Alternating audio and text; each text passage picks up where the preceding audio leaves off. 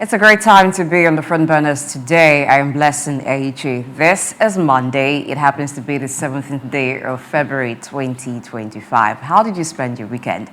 I hope you had some time to relax, re-strategize for this new week, because every day and every week presents us with new opportunities. So I hope that you are well positioned to take advantage of those opportunities. Just in case you do not have sufficient information, well, that's why the front burners is here to give you that information, also provide perspective to current happenings across the globe. I did not do this alone. Krumale is also in the studio with me this morning. Hello, Priya. Good morning. Hello, Blessing. Good morning to you. It's great to see you. A new version of you today. It's okay. It's Monday morning. Lots of surprises. I do hope they are pleasant ones. All right. Talking about surprises, let's get into the stories that have made the headlines. Let's see if there is any surprise there. Well, when it comes to the Nigerian economy, a bit of surprise, but on the positive notes, as Nigeria's economic activities expanded for the second consecutive month, according to a report from the Central Bank of Nigeria. Now, that report indicates that the composite Purchasing Managers Index (PMI) for January 2025 stood at 50.2 index point. That signaled an expansion in economic activities for the second straight month. Let's clap for Nigeria's economy. All right, moving on. That story also says that three sectors: industry, services, and agriculture stood out in the report, and it's quite interesting to know that the Nigeria's economy is rebounding. But let's look at those critical sectors: agriculture, services, and industrial activities actually contributing to that growth. For agriculture, it's good because it's a large employer of labor for Nigeria. It's also a revenue earner for the country. And when we're doing well in agriculture, it means that we're getting close to food security in the country. Yes, I thought as much. I was not surprised because recently we recorded about $2.7 billion in the non-export of the products from Nigeria abroad. So, and if you look at what that specific report talks about, it talks about how agriculture was leading in that regard, even though there's still loud calls that some of the products that we produce in the country, we ship them abroad, and the Standard Organization of Nigeria, including other organizations of Nigeria, whose desk, the Nigerian Export Promotion Council, whose desk some of these goods will have to go through before it hits the international market, will still be beckoning and calling out on Nigerians to make sure, most especially our producers, that these products that we're shipping out there, other claims that we're taking the products to have a specific standard for which these products must meet. And if Nigerian goods are in current demand out there, we must meet those specific standards in order for us to have increase of what we produce and send abroad.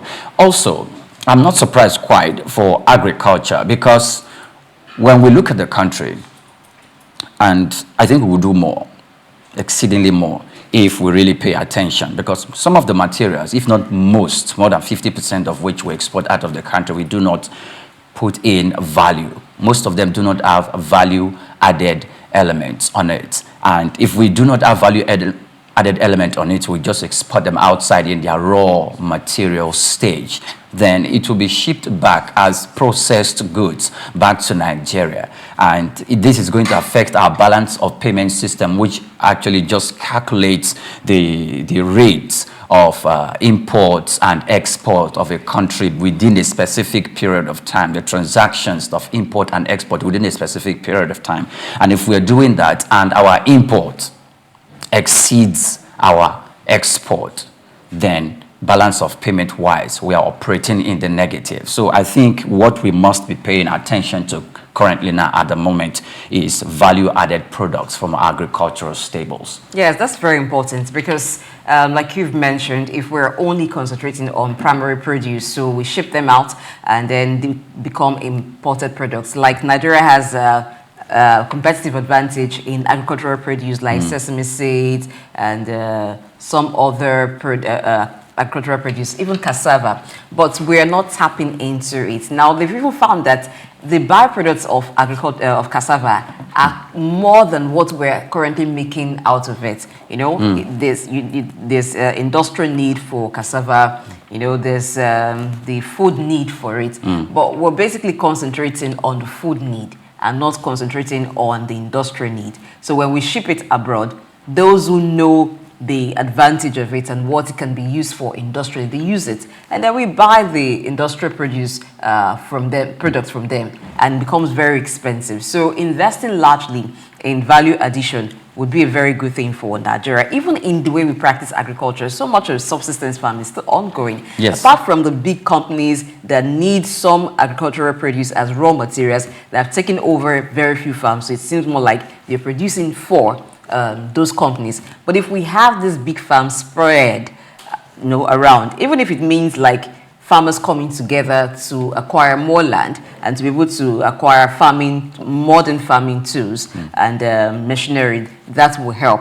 So it will also provide employment for more people. So the reason, part of the reason why young people do not want to do farming or do not want to go into agriculture is because of the crude way they still see it being practice is very, very labor intensive. And so very young people, particularly people who are maybe between the ages of 18 to 25, not being used to that sort of life. You're asking them to leave school, for those who have gone through school and then get into that. For them, it seems like that's dirty, that's too tedious. They don't want to do that. So they rather go for the white-collar job. But if there was modernization of it large scale, then all they need to do is know how to use this machinery, like for where you have tractors and all, you know, to make it look appealing. They see their peers on the farm looking good, not as if you have to look like you're in the office, but not the picture that they have in their mind of farmers. That will encourage many of them to go into it. There are some who have gone into other aspects of agriculture and they're doing well, like in livestock production, you know, livestock rearing and some other things. Even with some of the produce now, that I think we actually wait for the West to tell us what can this produce generate for us. Like mushroom.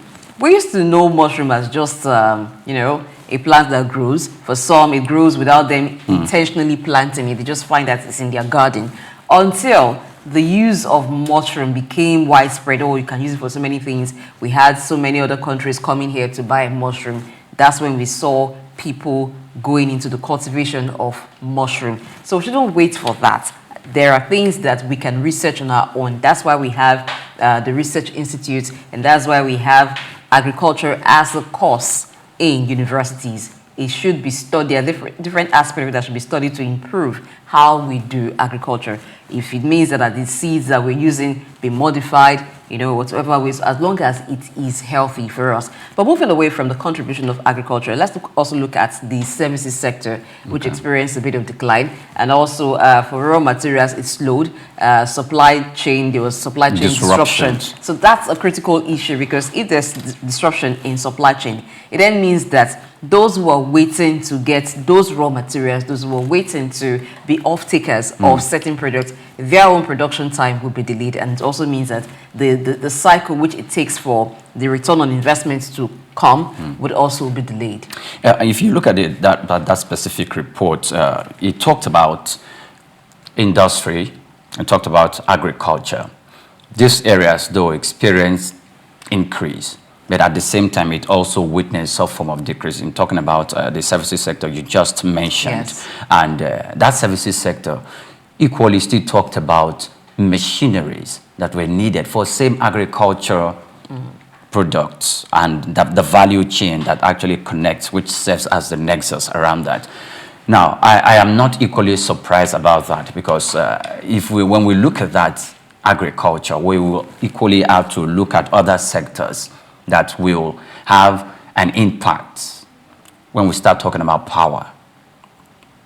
And I don't want to go into the issue of the incessant grid collapse and how Nigerians and most especially businessmen are trying to, you know, cultivate other sources, alternative sources of electronic power. That equally had its own toll.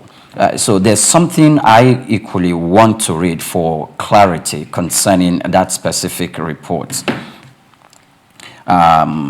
He said,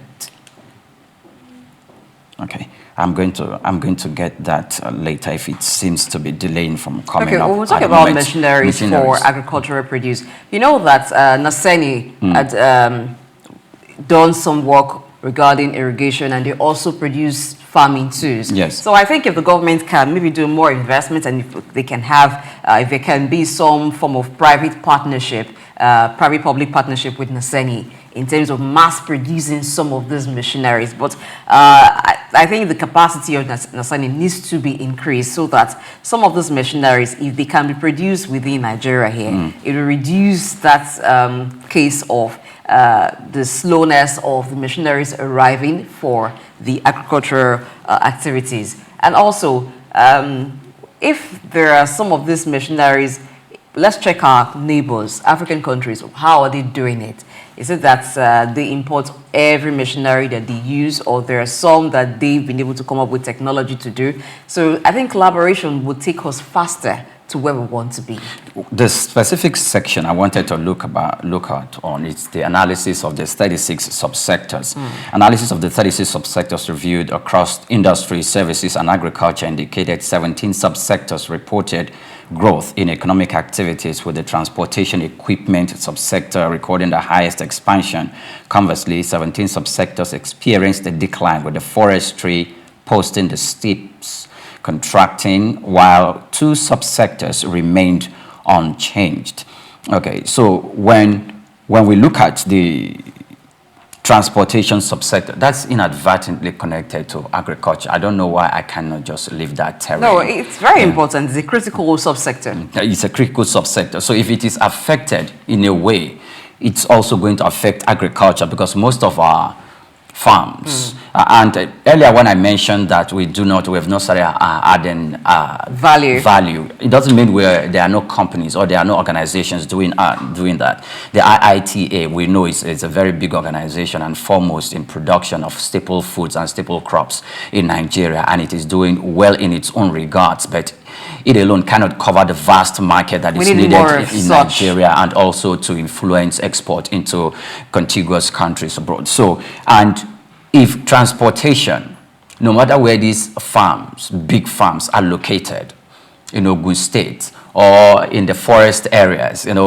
where these farms, these locations are, getting transportation down there to bring out these commodities equally poses a challenge, the lack of it. And that in itself, I'm not sure, or I'm very certain rather, affected the distributing stage, which is what we referred to as earlier on. So moving away from that. I would also want us to look at forestry, the contraction in forestry. Forestry posting the steepest contraction while 2 subsectors remain unchanged. If we look at what's been going on in that area, we seem to be felling more trees than we're planting. Now, if you go to areas that used to be known as places where you could source timber, where you could source forestry materials, many of them, some even complain that when you go to those areas, you don't even get timber to buy anymore. Like, the forest is empty. There's much deforestation happening, and that's why sometimes the government bans the activities of those who fell trees, but some still do that illegally. But the fundamental issue here is that we have a problem of deforestation.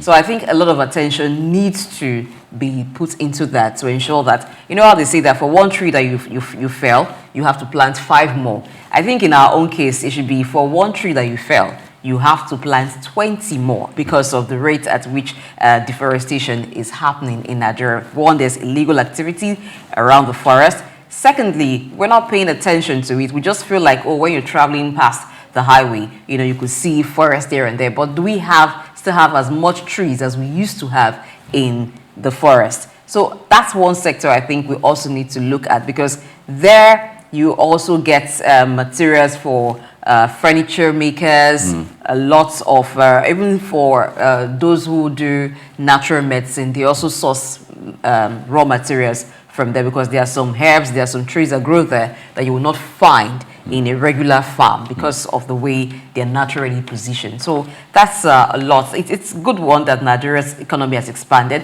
but I think it's just an eye-opener that there are key sectors we need to position, we need to well position and at least give more attention. But this does not, the growth does not translate to all sectors. So if we want the economy to do better, we must now begin to pay attention to other sectors like the services sector. What is the problem?